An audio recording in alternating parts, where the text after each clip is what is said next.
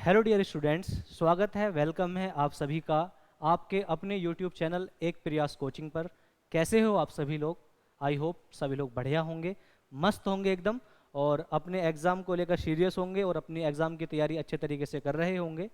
तो जैसा कि आप सभी को पता है मेरे साथियों कि हम लोग एक सीरीज़ लेकर चले हैं स्टैटिक जीके की। स्टैटिक जीके में हमने एक क्लास अभी तक ली है और उसमें हम लोगों ने डिस्कस किया था स्टैटिक जीके का जो हमारा सिलेबस है, सिलेबस क्या है उसके बारे में हमने डिस्कस किया था। स्टैटिक जीके में क्या क्या हमको पढ़ना है, कितना पढ़ना है, ये सब हमने डिस्कस किया था। इसके साथ साथ हम लोगों ने उस वीडियो के अंदर जो हमारा पहला टॉपिक उठाया हमने स्टैटिक जीके का, जिसमें आता है आपका इंडियन आर्ट एंड कल्चर, भारतीय कला व संस्कृति।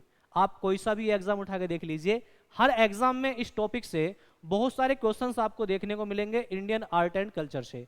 तो हमने इंडियन आर्ट एंड कल्चर जो भारतीय कला व संस्कृति है उसमें हम लोगों ने पढ़ा था जो हमारे म्यूजिकल इंस्ट्रूमेंट्स हैं, जो हमारे संगीत यंत्र हैं और उनके प्लेयर्स, उनके जो वादक हैं उसके बारे में।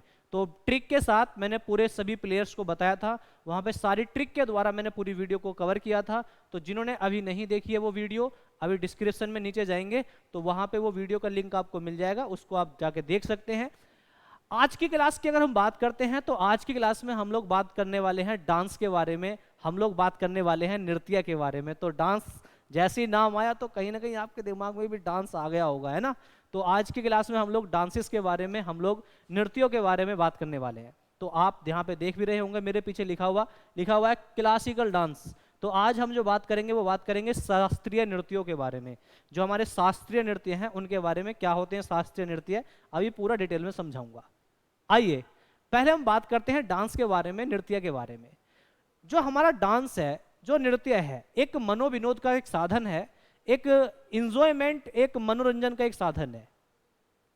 और डांस की अगर मैं बात करता हूं, नृत्य की अगर मैं बात करता हूं, तो इसका इतिहास अगर हम जाते हैं ढूंढने के लिए तो इसका इतिहास बहुत प्राचीन है। हमारे देवी देवताओं के समय से नृत्य होता आ रहा है। जब ब्रह्मा जी ने इस संसार की, इस सृष्टि की रचना की तो सभी देवी देवता खुश हैं कि भाई ब्रह्मा जी ने एक बड़े सुंदर संसार की रचना की है। अब देवी देवता ब्रह्मा जी से बोलते हैं कि ब्रह्मा जी आपने संसार की रचना की है, अच्छी बात है, लेकिन हम सबके लिए कोई एक ऐसा साधन भी बनाओ जिससे हम लोग क्या कर सकें, एक मनोरंजन भी कर सकें। तो ब्रह्मा जी ने जब संसार बनाया है, पूरी सृष्टि बनाई है, तो उनके लिए कोई बड़ी बात थोड़ी थी। बोलते ठीक है, आपके लिए एक ऐसा साधन बनाता हूं जिससे आप मनोरंजन आपका आसानी से हो सकता है। तो ब्रह्मा जी ने क्या किया, हमारे जो हिंदू धर्म है इसमें वेदों की संख्या कितनी है? तो आप कहोगे सर हमारे धर्म में वेदों की संख्या कितनी है? 4 है। कितने वेद हैं? 4। तो ब्रह्मा जी ने सबसे पुराना वेद जो है हमारा, सबसे पुराना वेद जिसका नाम है ऋग्वेद, ऋग्वेद से इन्होंने उठाए पाथ्य। पाथ्य मतलब शब्द, मनोविनोद के लिए, मनोरंजन के लिए जो शब्द हैं वो कहां से उठाए गए हैं? तो ब्रह्मा जी ने वो शब्द वो उठाए कहां से? ऋग्वेद से। कहां से? ऋग्वेद से। उसके बाद जो यजुर्वेद है, जो यजुर्वेद है, यजुर्वेद से इन्होंने उठाया अभिनय को। अभिनय मतलब एक्टिंग, कि जो एक्टिंग की जाएगी उसके बारे में जो बताया वो कहां से लिया? तो वो बताया आपका यजुर्वेद ने। किसने बताया? यजुर्वेद ने। ठीक है। उसके बाद ब्रह्मा जी ने उठाया सामवेद को। किसको उठाया? सामवेद को। तो सामवेद को उठाया और सामवेद से इन्होंने लिया किसको? गीत मतलब संगीत को, कि हमारे मनोविनोद में, हमारे मनोरंजन में जो गीत संगीत है वो कहां से लिया गया है? सामवेद से लिया गया है। और हमारा लास्ट में एक चौथा वेद आता है जिसका नाम है अथर्ववेद। और इससे किसको लिया है? तो इससे लिया है भाव, मतलब आपके जो मनोरंजन का साधन है उसमें किस भाव, आप रस की बात करते हो, श्रृंगार रस है ना, वीर रस, इस प्रकार से उसका भाव क्या है उसके बारे में आपका लिया गया कहां से? अथर्ववेद से।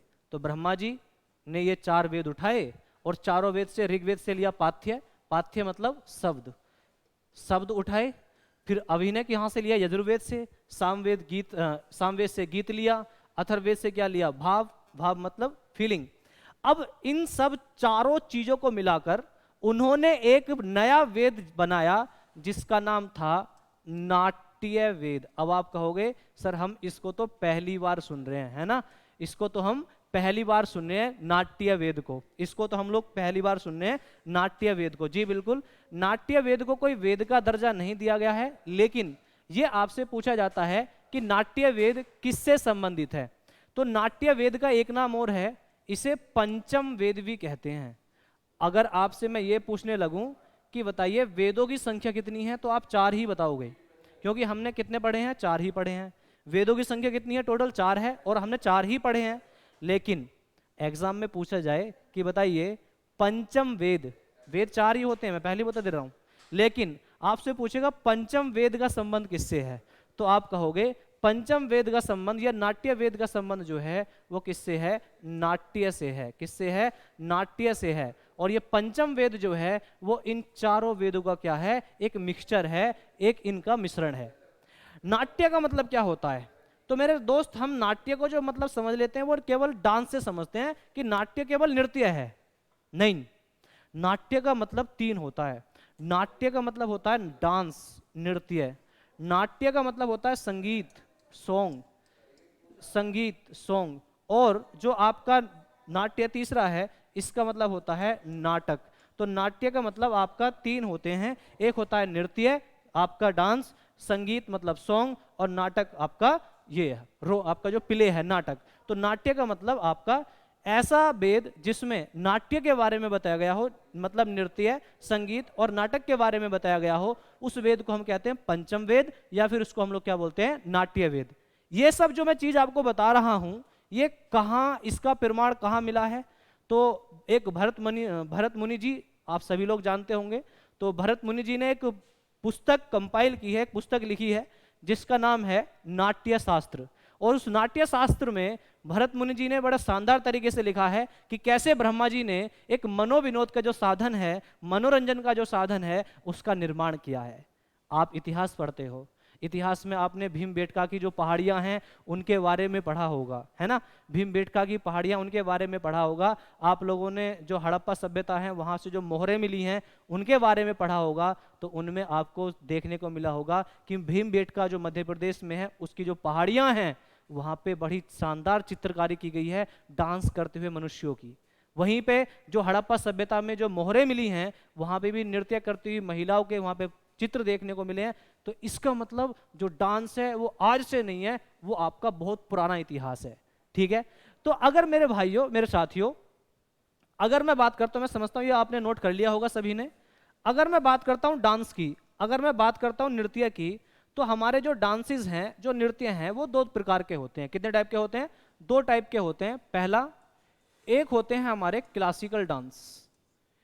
पहला हमारा आता है क्लासिकल डांस, जिसको हम हिंदी में कहते हैं शास्त्रीय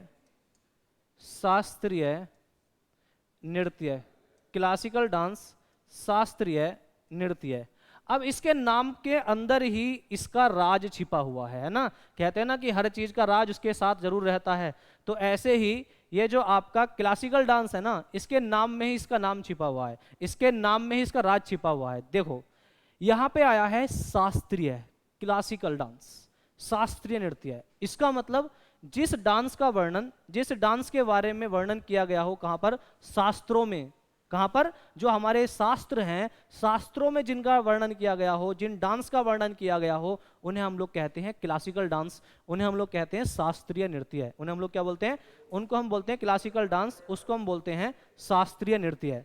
साथ में क्लासिकल डांस जो होते हैं इनको हर कोई नहीं कर सकता, क्लासिकल डांस के स्पेशलिस्ट होते हैं, इनके विशेषज्ञ होते हैं। इनको ऐसा नहीं है कि हर कोई कर सकता हो, नहीं, इसको विशेषज्ञ के द्वारा किया जाता है।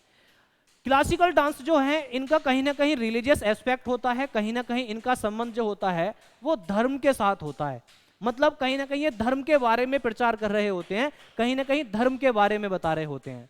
तो एक तो होते हैं हमारे क्लासिकल डांस, और दूसरा जो दूसरे टाइप के डांस होते हैं हमारे, वो होते हैं फोक डांस। कौन से, फोक डांस, जिसको हम हिंदी में कहते हैं लोक नृत्य। हिंदी में हम क्या बोलते हैं, लोक नृत्य।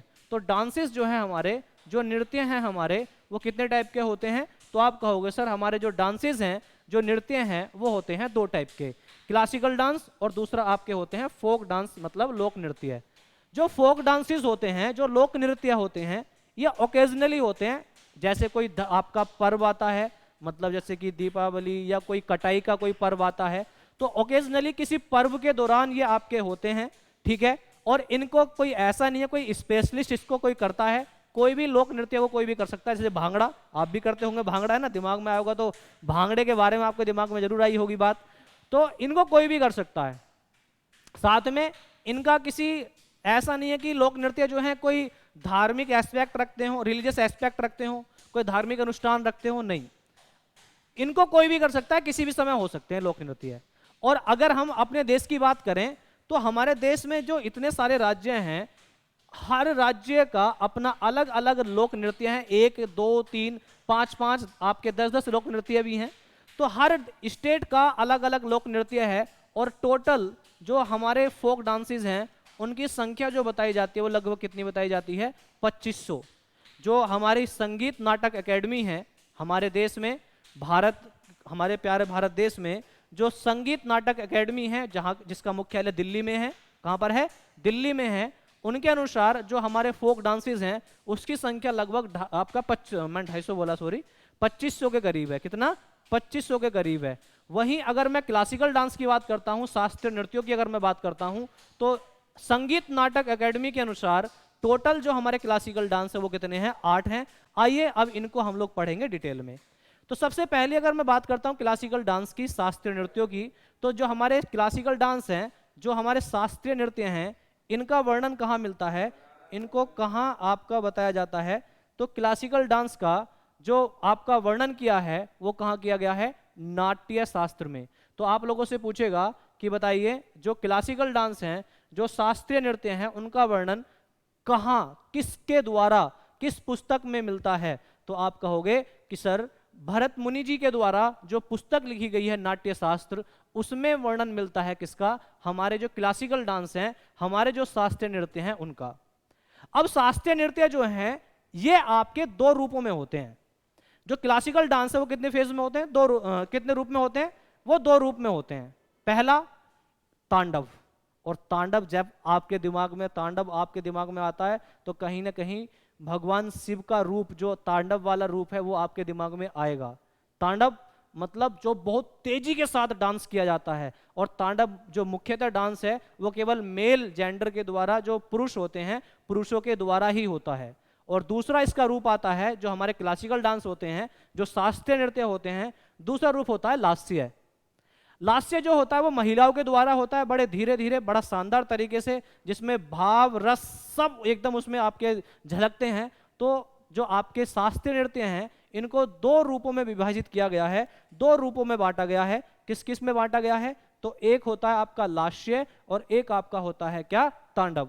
लास्य जो है, ये जो भाव है ये महिलाओं द्वारा दर्शाया जाता है, विमेंस द्वारा ये आपका शो किया जाता है। और जो तांडव है, तांडव जो है ये किसके द्वारा होता है, ये पुरुषों के द्वारा होता है, ये मेल जेंडर के द्वारा आपका शो किया जाता है। लास्य महिलाएं धीमे धीमे इस डांस को करती हैं, भाव रस इन सब के साथ करती हैं। और तांडव को तो आप लोग अच्छे तरीके से समझते हो, बहुत तेजी के साथ ये डांस किया जाता है, जिसमें अलग अलग प्रकार की यहाँ पे आपकी कलाएं नजर आती हैं। जैसे कि भरतनाट्यम में एक कला निकल कर आती है अग्नि की तरह, जैसे अग्नि जलती है ना, अग्नि प्रकट होती है, तो उस प्रकार से एक कला निकल कर आती है अग्नि की तरह। तो इसीलिए भरतनाट्यम का एक नाम भी है अग्नि नृत्य, ठीक है। तो तांडव और आपका लास्य, ये दोनों आपके रूप हैं किसके, आपके जो हमारे शास्त्रीय नृत्य हैं उनके। अब यहाँ पे मैं कुछ चीजें आपको समझाऊंगा, इसको समझने की आप लोग कोशिश करना, अच्छे तरीके से इसको ध्यान से सुनना आपको। हमारी भारतीय संगीत नाटक एकेडमी जो दिल्ली में है, कहाँ पर है, दिल्ली में है, ठीक है। जो हमारी भारतीय संगीत नाटक एकेडमी है उसके अनुसार जो हमारे शास्त्रीय नृत्य हैं उसकी संख्या कितनी है, टोटल 8 है। जो भारतीय संगीत नाटक एकेडमी, उसके अनुसार जो हमारे टोटल क्लासिकल डांस हैं उनकी जो टोटल काउंटिंग है वो कितनी है, आपकी 8 है। और इसका मुख्यालय कहाँ पर है, जो भारतीय संगीत नाटक एकेडमी है ये दिल्ली में है। और इसकी स्थापना कब हुई थी, इसकी स्थापना हुई थी 28 जनवरी लिख लेना इसको, आप सभी लोग नोट कर लेना। 28 जनवरी 1953 को 1953 इसकी स्थापना हुई थी, ठीक है। तो भारतीय संगीत नाटक एकेडमी के अनुसार जो टोटल हमारे क्लासिकल डांस है उसकी संख्या कितनी है? 8 है, जिसमें सबसे पुराना जो है वो है भरतनाट्यम, जिसका कोई समय बताया ही नहीं गया है। कोई ऐसा इतिहास नहीं मिला जो भरतनाट्यम के बारे में बताता हो कि भरतनाट्यम इतना पुराना एक नृत्य है। और सबसे नया जो माना जाता है वो माना जाता है सत्रिया को, जो असम का है, और उसको माना जाता है कि ये 15वीं शताब्दी में लगभग 1500 आपका ईस्वी करीब ये आपका शुरू हुआ होगा। 15वीं शताब्दी में आपका सत्रिया नृत्य शुरू हुआ है। तो सबसे नया जो माना जाता है वो सत्रिया को माना जाता है जो असम का है, और सबसे पुराना जो माना जाता है वो किसको माना जाता है? भरतनाट्यम को माना जाता है। तो भारतीय संगीत नाटक एकेडमी के अनुसार टोटल जो हमारे 8 शास्त्रीय नृत्य हैं, 8 क्लासिकल डांस हैं, उसके नाम क्या हैं? तो मैं एक बार रिपीट करता हूं, आपको ध्यान सुनना है। भरतनाट्यम कहाँ का है? तमिलनाडु का। भरतनाट्यम तमिलनाडु का। कथकली केरल, कथकली केरल। मोहिनीअट्टम केरल, कथकली केरल, मोहिनीअट्टम केरल। इसके बाद आपका आता है कुचिपुड़ी। कुचिपुड़ी कहाँ का है? आंध्र प्रदेश। कुचिपुड़ी कहाँ का है? आंध्र प्रदेश। इसके साथ कथक, कथक कहाँ का है? उत्तर प्रदेश। कथक कहाँ का है? उत्तर प्रदेश। इसके बाद मणिपुरी कहाँ का है? मणिपुर का। मणिपुरी कहाँ का है? मणिपुर का। उसके बाद उड़ीसी, उसको ओरिली भी बोलते हैं, उड़िया भी बोल देते हैं, कहाँ का है? उड़ीसा का। और इसके साथ साथ आपका जो नया आपका सबसे नया क्लासिकल डांस है वो है सत्रिया, वो कहाँ का है? असम का। तो भारतीय संगीत नाटक एकेडमी के अनुसार ये टोटल 8 आपके शास्त्रीय नृत्य हैं। वहीं भारतीय संस्कृति मंत्रालय के अनुसार जो हमारे शास्त्रीय नृत्य हैं उसकी संख्या कितनी है? 9 है। तो अब हम हो जाते हैं यहाँ पे कंफ्यूज कि सर अगर एग्जाम में क्वेश्चन आएगा कि टोटल क्लासिकल डांस कितने होते हैं, हम 8 लगाएं या 9 लगाएं, तो आपको आंसर जो है वो 8 ही लगाना है, क्योंकि हम जो भी चीज़ अपने देश में अगर हम संस्कृति की बात करते हैं वो किसके हिसाब से करते हैं? भारतीय संगीत नाटक एकेडमी के अनुसार करते हैं, ना कि भारतीय संस्कृति मंत्रालय के अनुसार। इस बात को आपको दिमाग में रखना है, ठीक है। तो आप जो आंसर लगाएंगे वो क्या लगाएंगे? 8 लगाएंगे, 8 लगाएंगे, ना कि 9 लगाएंगे। लेकिन अगर वो मेंशन करे कि भाई भारतीय संस्कृति मंत्रालय जो आपका इंडियन कल्चर आपके जो मिनिस्ट्री है उसके अनुसार टोटल क्लासिकल डांस कितने हैं, तब आपको आंसर क्या बताना है? फिर आपको आंसर 9 ही बताना है, 9 ही बताना है। इसमें 8 तो वो ही हैं जो भारतीय संगीत नाटक एकेडमी ने बताए हैं। इसमें 9वां जो जोड़ा गया है वो किसको जोड़ा गया है? तो छऊ नृत्य है। किसको? छऊ को। जो छऊ है, छऊ को 9वां शास्त्रीय नृत्य बताया है किसने? आपका भारतीय संस्कृति मंत्रालय ने। छऊ उड़ीसा में होता है, छऊ पश्चिम बंगाल में होता है, झारखंड में होता है। छऊ जो है बेसिकली क्या है? छऊ एक आपका एक लोक नृत्य है, लेकिन जो भारतीय संस्कृति मंत्रालय है उसने छऊ को दर्जा दिया है किसका? शास्त्रीय नृत्य का। तो याद रखेंगे जो छऊ है, छऊ को भारतीय संस्कृति मंत्रालय के अनुसार एक शास्त्रीय नृत्य का दर्जा दिया गया है। इसी वजह से छऊ को कहा जाता है अर्धशास्त्र नृत्य। आप लोगों से पूछे कि सेमी क्लासिकल डांस अर्धशास्त्र नृत्य किसे कहा जाता है, तो आप कहोगे कि सर सेमी क्लासिकल डांस जो अर्धशास्त्र नृत्य है वो जो कहा जाता है वो किसे कहा जाता है? छऊ को कहा जाता है। किसे कहा जाता है? छऊ को कहा जाता है। मैं समझता हूँ यहाँ तक की सारी बातें आपको क्लियर होंगी, अच्छे तरीके से समझ में आई होंगी।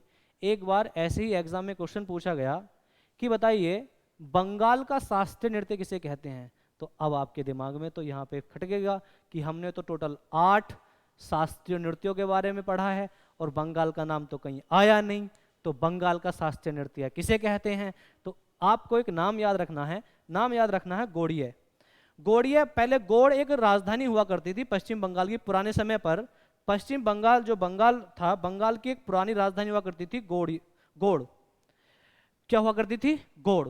तो गोड़ में चैतन्य महाप्रभु ने एक डांस वहां पे शुरू किया जिसका नाम था गोड़िया नृत्य। क्या नृत्य है? गोड़िया नृत्य। और इसके जो कुछ प्रमाण हैं, जो नाट्य शास्त्र है, नाट्य शास्त्र जो हमारे नृत्यों की सबसे प्रमुख पुस्तक मानी जाती है, उसमें इसका वर्णन कुछ जगह पर गोड़िया नृत्य का किया भी गया है।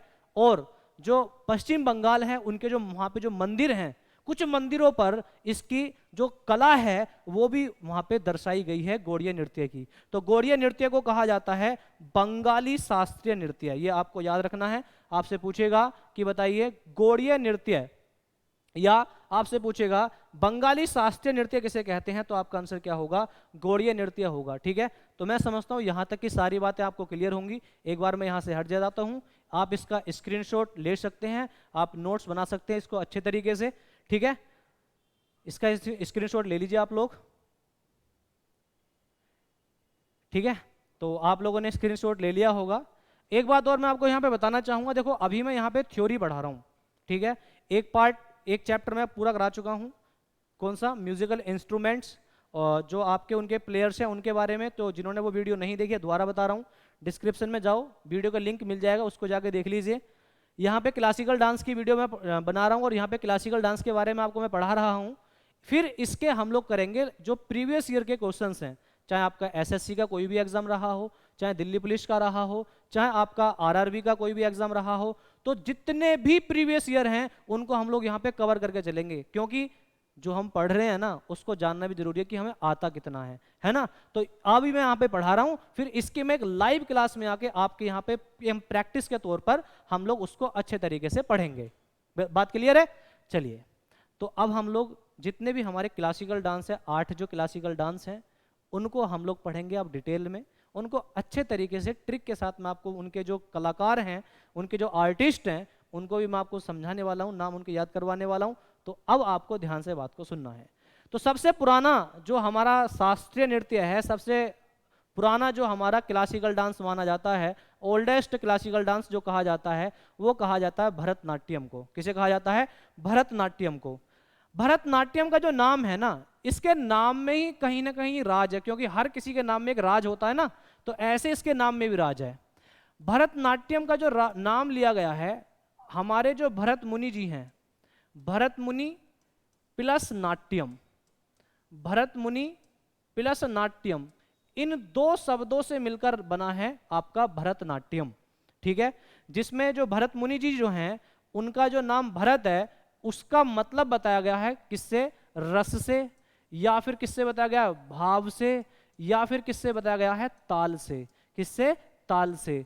और जो तमिल शब्द है नाट्यम, इसका जो मतलब होता है वो होता है नृत्य। इसका मतलब क्या होता है? नृत्य। ऐसा नृत्य, ऐसा डांस जो किसके बारे में बताता हो? रस के बारे में, भाव के बारे में, और किसके बारे में? ताल के बारे में बताता हो। तो उसी का मतलब क्या है? भरतनाट्यम, जो सबसे पुराना हमारा क्लासिकल डांस है। कहाँ का है? तमिलनाडु का। कहाँ का है? तमिलनाडु का। ये आप लिख सकते हैं, नोट कर लीजिए। तो आपका जो भरतनाट्यम क्लासिकल डांस है वो कहाँ का है? शास्त्रीय नृत्य है, जो कहाँ का है? कहाँ का है? तमिलनाडु का है। कहाँ का है सर? तमिलनाडु का है। इसका जो पुराना नाम है, इसका पुराना नाम है सदिर। ठीक है, जो भरतनाट्यम है इसका पुराना नाम क्या है? सदिर है। पुराना नाम क्या है? सदिर है। और जो भरतनाट्यम डांस की जो शुरुआत हुई थी, मैं आपको पूरा इसका इतिहास आपको मैं बताता हूँ। भरतनाट्यम डांस की जो शुरुआत हुई थी वो हुई थी मंदिरों से। मंदिरों में देवदासियां हुआ करती थीं और देवदासियां इस नृत्य को किया करती थीं।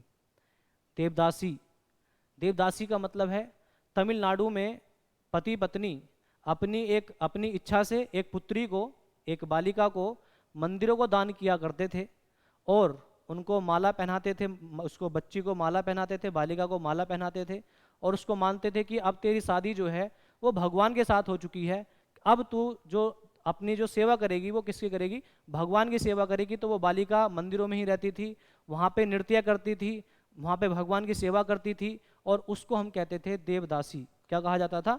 देवदासी कहा जाता था। अब देवदासी की वजह से ही इस नृत्य का एक नाम दिया गया, इसे कहा गया दासी अट्टम। क्या कहा गया? दासी अट्टम। तो आपसे यह भी पूछा जा सकता है दासी अट्टम किस नृत्य का नाम है? तो वो है आपका कौन सा? भरतनाट्यम। और इसका संबंध किससे है? तो मंदिरों में जो देवदासियां हुआ करती वो नृत्य करती थी, इसीलिए इसका नाम क्या दिया गया? दासी अट्टम दिया गया। लेकिन जैसे जैसे समय बढ़ता चला गया, देवदासी प्रथा खत्म होती चली गई। तो जैसे जैसे से देवदासी प्रथा खत्म हुई, वैसे वैसे ये नृत्य भी अपना धीरे धीरे विलुप्त होने लगा, मतलब समाप्त होने लगा। अब जब नृत्य समाप्त होने लगा तो कोई ना कोई ऐसा एक इंसान चाहिए होता है जो किसी न किसी चीज को जगा देता है, एक चिंगारी उठा देता है ना। तो इससे पहले ई कृष्ण जो अय्यर हैं, कौन? ई कृष्ण अय्यर। तो ई कृष्ण अय्यर हैं, ये नायर नहीं है, ठीक है, अय्यर है, ई कृष्ण अय्यर, यहां पे मैं लिख देता हूं, ई कृष्ण अय्यर। तो ई कृष्ण अय्यर जी जो हैं वो इस नृत्य को दोबारा से जगाते हैं, मतलब इसको शुरू करते हैं। इससे पहले एक बात आपको याद रखनी है, इससे पहले यह नृत्य केवल महिलाओं के द्वारा किया जाता था, यह है केवल महिलाएं इस नृत्य को करती थी। लेकिन जब ई कृष्ण अय्यर जी ने इस नृत्य को पुनर्जीवित किया, इस नृत्य को दोबारा से जीवित किया, इसके बाद इस नृत्य में पुरुषों ने भी भाग लेना शुरू कर दिया। यहाँ पे पुरुष भी इसमें आपके पार्टिसिपेट करने स्टार्ट कर दिए, मेल जेंडर भी इसमें अब शामिल होने लगे थे, मतलब ग्रुपों में डांस होने लगा, मेल फीमेल दोनों करने लगे। और इस नृत्य की सबसे खास बात यह है कि यह नृत्य जो है लास्य है, लास्य मतलब जो महिलाओं के द्वारा होता है, और तांडव जो पुरुषों के द्वारा होता है, इसमें दोनों का भाव बराबर का होता है। यहाँ पे लास्य की भी बात होती है और यहाँ पे तांडव की भी बात होती है। तांडव जो बहुत तेजी के साथ पुरुषों के द्वारा होता है, लास्य जो महिलाओं के द्वारा बहुत आसानी से शांत भाव से किया जाता है। तो यहाँ पे तांडव और लास्य दोनों की बात यहाँ पे होती है। इस नृत्य की अगर हम बात करते हैं तो नृत्य थोड़ा झुककर, शरीर का जो पूरा भार है अपने घुटनों पर थोड़ा झुककर यह नृत्य किया जाता है। और इस नृत्य में बड़ी एक शानदार सी एक संरचना बनकर आती है, ओम की संरचना। तो वहां पे क्वेश्चन आपसे एग्जाम में पूछा हुआ है, क्या क्वेश्चन पूछा हुआ है कि बताइए कोट का मुख हस्त संरचना जिसका संबंध ओम से है वो कौन से नृत्य में बनकर आती है? तो आप याद रखेंगे जो हमारा कोट का मुख हस्त संरचना है, जो किसकी संरचना बनती है? तो हिंदू धर्म में आप सभी को पता है जो हमारा ओम है, ओम की संरचना बनती है उंगलियों के द्वारा। तो वो आपकी भरतनाट्यम के द्वारा भरतनाट्यम डांस में बनती है। किसमें बनती है? भरतनाट्यम डांस में बनती है। इसके साथ साथ आपको याद रखना है इसकी डांस की जो शुरुआत होती है वो कहाँ से होती है? अला रिपू के साथ होती है। कहाँ के साथ होती है? अला रिपू के साथ होती है। अला रिपू में क्या होता है, जो डांसर होते हैं, जो नृत्यक होते हैं, वो डांस को शुरुआत करते हैं। जो दर्शक होते हैं ईश्वर की प्रार्थना करते हैं, जो गुरु होते हैं उनकी वंदना करते हैं, और जो दर्शक होते हैं उनका अभिवादन, उनका अभिनंदन करते हैं। तो यहाँ से इस डांस की शुरुआत होती है अल्ला रिपू के साथ। और इस नृत्य का जो समापन होता है वो किसके साथ होता है? थिल्लान के साथ होता है। किसके साथ होता है? थिल्लान के साथ। उल्लासपूर्वक तेजी के साथ इस नृत्य का समापन होता है। ठीक है, तो अल्ला रिपू के साथ इस नृत्य की शुरुआत होती है जहां पे ईश्वर की वंदना की जाती है, गुरुओं को प्रणाम किया जाता है, जो दर्शक होते हैं उनका अभिवादन किया जाता है, और समापन जो होता है इस नृत्य का वो कहाँ पे किसके साथ होता है? थिल्लान के साथ होता है। ठीक है, तो इसका एक बार आप स्क्रीनशॉट ले लीजिए, इसको आप एक बार नोट कर लीजिए, फिर आप बढ़ते हैं, हम चलते हैं आगे की ओर, है ना। फिर हम बढ़ेंगे कहाँ? आगे की ओर। ठीक है, तो मैं समझता हूँ स्क्रीनशॉट सबने ले लिया होगा, अच्छे तरीके से नोट कर भी लिया होगा। चलिए आगे की बात करते हैं। अगर मैं इस नृत्य की बात करता हूं तो यह नृत्य जो है ना हमारा, यह नृत्य इतनी तेज होता है कि एक बार शरीर जो है ना, ऐसा लगता है कि जैसे शरीर में आग लग गई हो, मतलब लपट, जो आग की जो लपटें होती हैं वो निकल रही हों। तो इसीलिए इस नृत्य को एक नाम दिया गया है, इसे कहा जाता है अग्नि नृत्य। आप लोगों से पूछेगा कि बताइए अग्नि नृत्य किसे कहा जाता है? अग्नि फायर डांस किसे कहा जाता है? तो फायर डांस, अग्नि नृत्य भी किसे कहा जाता है? भरतनाट्यम को ही कहा जाता है। किसे कहा जाता है? भरतनाट्यम को ही कहा जाता है। इसको अग्नि नृत्य भी कहा जाता है। ठीक है, इसको आप लोग याद रखेंगे। चलिए अब इसके जो आर्टिस्ट हैं, मुख्य कलाकार हैं, इनको हम लोग कैसे याद रखेंगे? तो इसके लिए हमको एक ट्रिक याद रखनी है। क्या ट्रिक याद रखनी है? ट्रिक है हमारी रुक्मणी, लक्ष्मी, मल्लिका, मृणालिनी, पद्मा ने यामिनी के साथ लीला की। आपको याद रखना है, क्या याद रखना है? रुक्मणी, लक्ष्मी, मल्लिका, मृणालिनी, पद्मा ने यामिनी के साथ लीला की, ये आपको याद रखना है। यहां से सारे नाम आपको याद हो जाएंगे। रुक्मणी से बनेगा रुक्मणी देवी अरुणडेल, और इस नाम को तो आपको भूलना ही नहीं है। आज आप भरतनाट्यम को जानते हो तो वो इनकी ही देन है। भरतनाट्यम को जो पहचान दिलाने वाली जो महिला मानी जाती हैं, या किसी को माना जाता है, वो रुक्मणी देवी को माना जाता है, रुक्मणी देवी अरुणडेल को माना जाता है।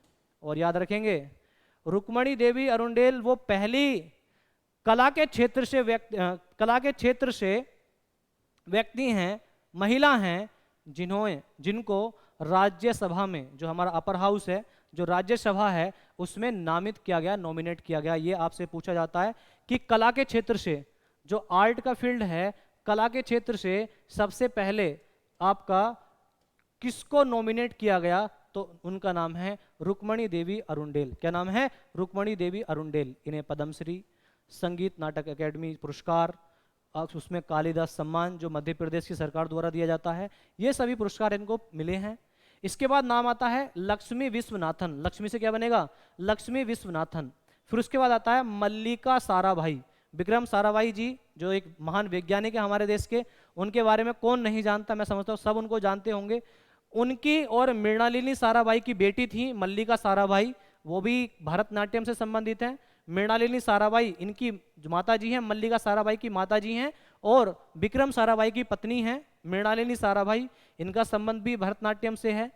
पद्मा सुब्रमण्यम इनका नाम भी है। यामिनी कृष्णामूर्ति, तो इनका जो संबंध है भरतनाट्यम से भी है, और साथ में याद रखेंगे इनका संबंध कुचिपुड़ी से भी है। किससे है? कुचिपुड़ी से भी है। कुचिपुड़ी और भरतनाट्यम दोनों से है। सोनल मानसिंह, सोनल मानसिंह उड़ीसी और साथ में भरतनाट्यम दोनों से है।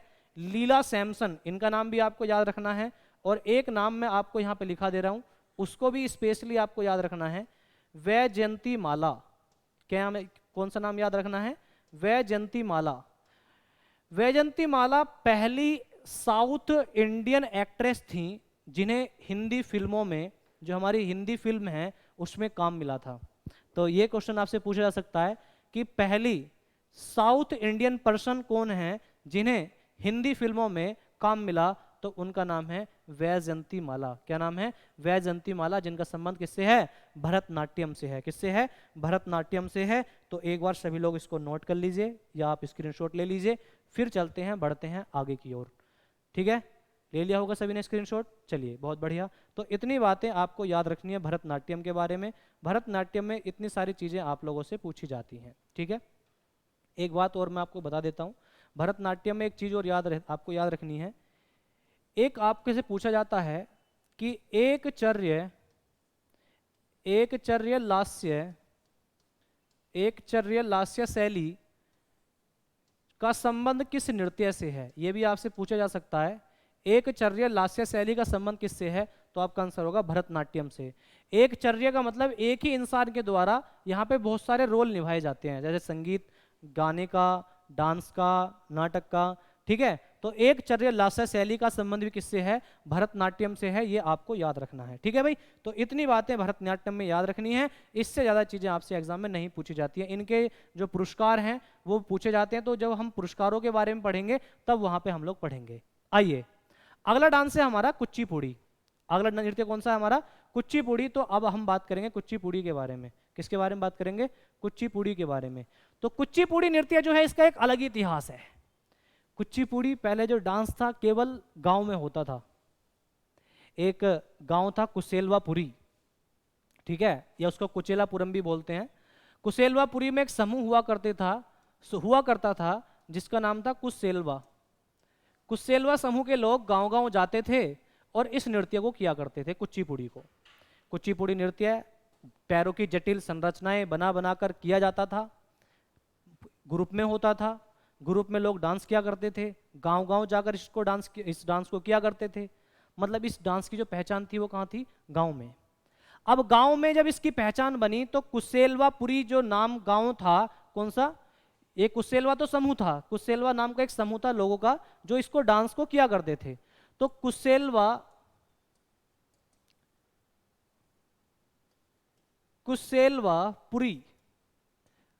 कुशेलवापुरी या कुचेलापुरम ये गांव है। माना जाता है कि इस गांव से नाम व्युत्पन्न हुआ है किसका? कुचिपुड़ी का।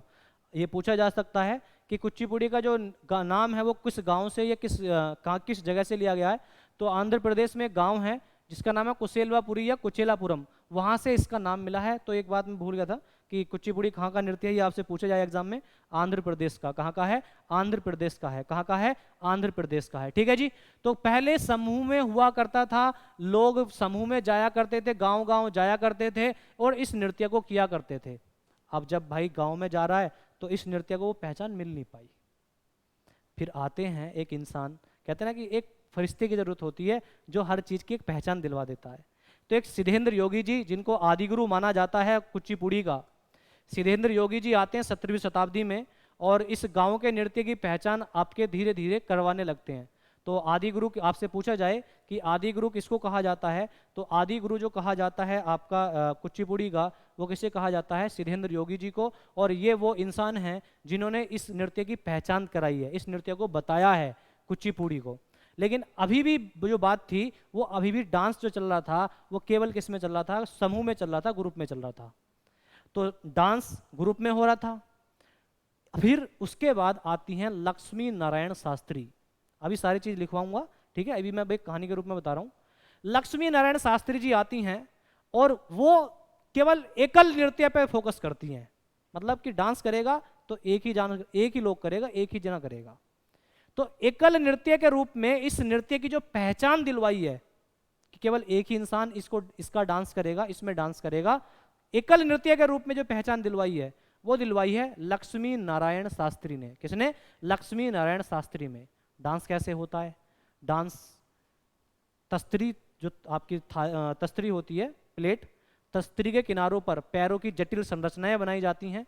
सर के ऊपर एक जल का कोई पात्र, जल का कोई बर्तन या एक जलता हुआ दिया रखा जाता है और फिर जटिल संरचनाओं के द्वारा तांडव, लास्य दोनों प्रकार की चीजें होती हैं और फिर उसमें ये डांस आपका होता है। ठीक है, तो इस चीज को आप नोट कर लेंगे। अब यहाँ पे मैं आपको नोट करने देता हूँ, इसको अब नोट कर लेंगे।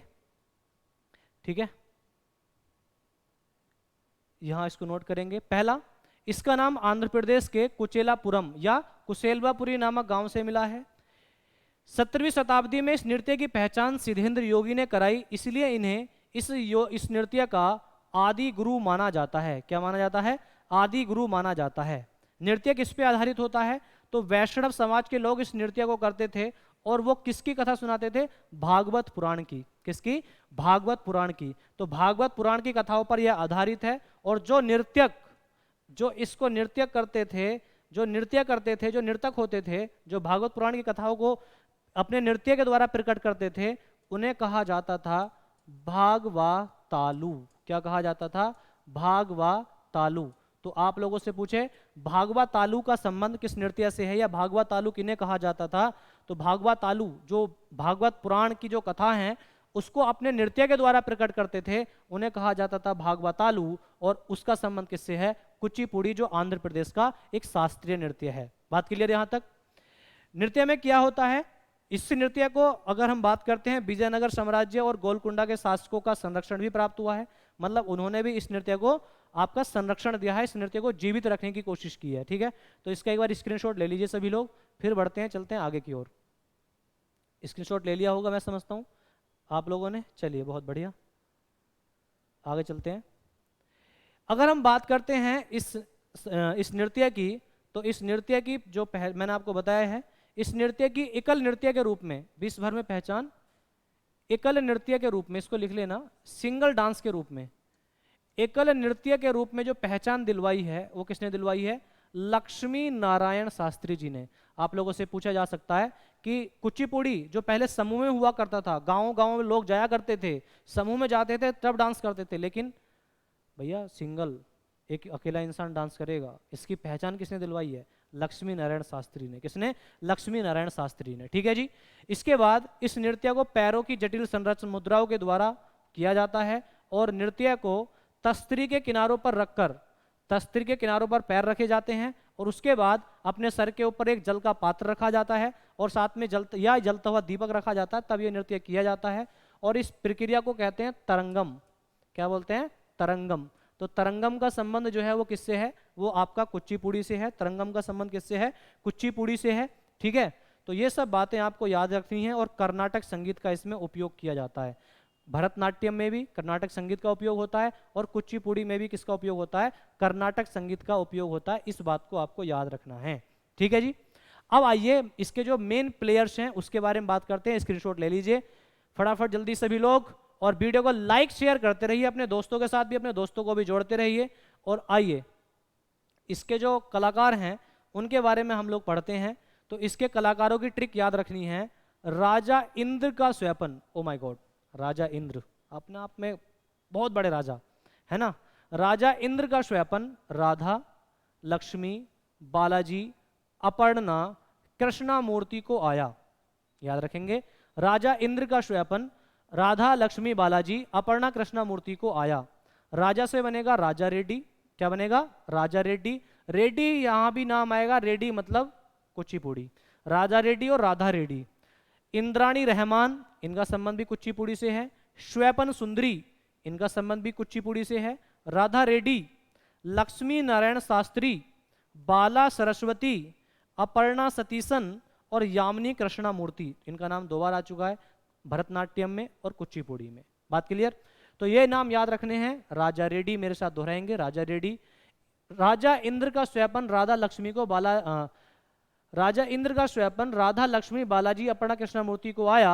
राजा रेड्डी, इंद्र से इंद्राणी रहमान, स्वैपन से स्वैपन सुंदरी, राधा से राधा रेड्डी, लक्ष्मी से लक्ष्मी नारायण शास्त्री, बालाजी से बाला सरस्वती, अपर्णा अपर्णा सीतासन और कृष्णा मूर्ति मतलब यामिनी कृष्णा मूर्ति। तो ये नाम आपको याद रखने हैं कुचिपुड़ी से संबंधित। ठीक है जी, चलिए फटाफट इसका स्क्रीनशॉट ले लीजिए। ये काम अपना करते रहिए स्क्रीनशॉट लेने वाला। चलिए बढ़ते हैं फिर आगे की ओर। अगले शास्त्रीय नृत्य की हम बात करते हैं और अगला जो हमारा क्लासिकल डांस है वो है आपका कथकली। वो कौन सा है? कथकली। कथकली कहाँ का है? केरल का। कथकली कहाँ का है? केरल का। इसका अपना अलग इतिहास है। रामानाट्यम और कृष्णाट्यम। रामानाट्यम और कृष्णाट्यम मतलब मंदिरों में, केरल के जो मंदिर थे, केरल के मंदिरों में रामायण और महाभारत इनके नाटक किए जाते थे नृत्यों के द्वारा। तो इस नृत्य की जो पहचान दिलाई है या इस नृत्य जो आधारित है ना, वो रामायण और महाभारत की कथाओं पर आधारित है। जो कथकली है, कथकली मतलब कथा प्लस कली, नाटक कथा, कली मतलब नृत्य। ठीक है, कथकली कथा प्लस कली, नाटक प्लस मतलब नृत्य, जहां पे नृत्य के द्वारा किसी नाटक को पेश किया जाता हो।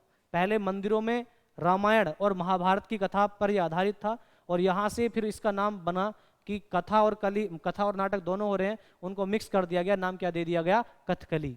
ठीक है, तो कथकली नृत्य कहाँ का है? केरल का है और महाभारत और रामायण की कथा इसके द्वारा प्रस्तुत की जाती हैं। पुरुषों के द्वारा ये किया जाता है, पुरुष मंडली के द्वारा नृत्य होता है। और जब पुरुषों के द्वारा यह नृत्य होता है तो उनके चेहरे पर अलग अलग प्रकार के रंग आपको देखने को मिलते हैं। ये रंग आप यहाँ पे देख रहे होंगे, अलग अलग प्रकार के रंग आपको देखने को मिलते हैं और हर रंग का अपना अलग महत्व होता है। कुछ कथकली एक ऐसा नृत्य है जो अच्छाई का प्रतीक भी है और वो बुराई के बारे में भी बताता है, बुराई का प्रतीक भी है। कथकली की अगर हम बात करते हैं, इसमें जो रंग होते हैं, जैसे जो हरा रंग होता है वो सद्गुण, जो आपकी सद्गुण है, जो आपके सद्भाव हैं, और देव तत्व, जो आपके अंदर देवता वाले तत्व हैं, उनके बारे में बताता है। लाल रंग जो है वो राजसी गौरव के बारे में बताता है कि आपका जो राज है उसके बारे में। ब्लैक कलर जो है वो हमेशा बुराई का और दुष्टता का प्रतीक रहा है। पीला रंग जो है वो संतों और महिलाओं के बारे में बताता है और सफ़ेद रंग जो है वो चेतना के बारे में बताता है कि आप किस प्रकार से किस चीज़ को सोचते हैं।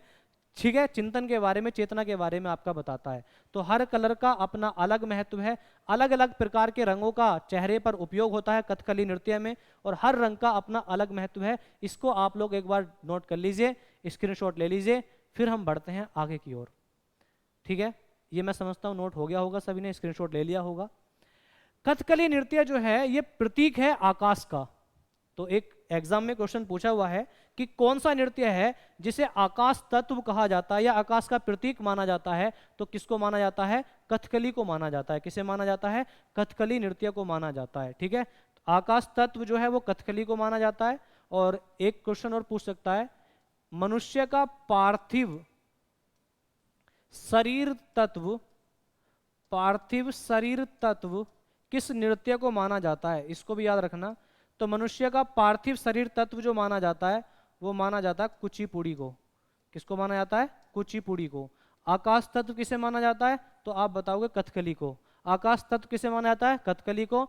मनुष्य पार्थिव शरीर तत्व किसे माना जाता है? तो कुचिपुड़ी को माना जाता है। इसको भी आप लोग नोट कर लेना। ठीक है जी, 24 मुद्राएं टोटल, इसमें जो मुद्राएं हैं जो डांस किया था 24 मुद्राओं के द्वारा डांस किया जाता है।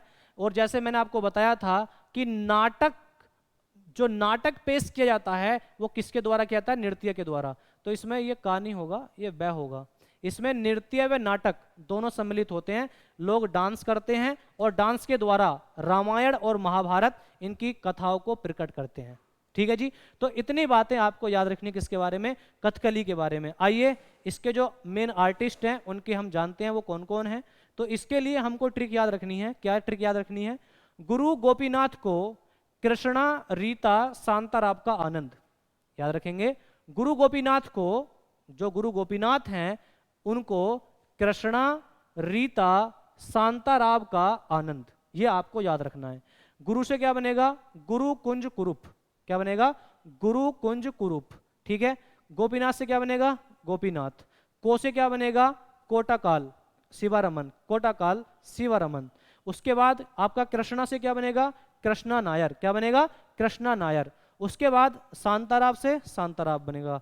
ठीक है, और आनंद से क्या बनेगा, आनंद शिवारमन, क्या बनेगा, आनंद शिवारमन। तो ये सब आपके मेन आर्टिस्ट हैं किसके, कथकली के। ठीक है, तो अभी हमने 3 शास्त्रीय नृत्यों को पढ़ा है। शास्त्रीय नृत्य का इतिहास क्या है, डांस का इतिहास क्या है, इसको हमने पढ़ा है। तो इस वीडियो में हम 3 शास्त्रीय नृत्यों के बारे में पढ़ेंगे। अभी जो हमारे 5 बचे हुए हैं, जिसमें कथक, उड़ीसी, मणिपुरी, सात्रिया आपका ये आते हैं, मोहिनीअट्टम, तो इनको हम लोग पढ़ेंगे नेक्स्ट वीडियो में, नेक्स्ट क्लास में। क्लास कैसी लगी कमेंट करके जरूर बताएं। वीडियो को लाइक शेयर करना ना भूलें, चैनल को सब्सक्राइब करना ना भूलें। ठीक है, चलिए आप लोगों से मुलाकात होगी अगली क्लास में। तब तक के लिए भारत माता की जय।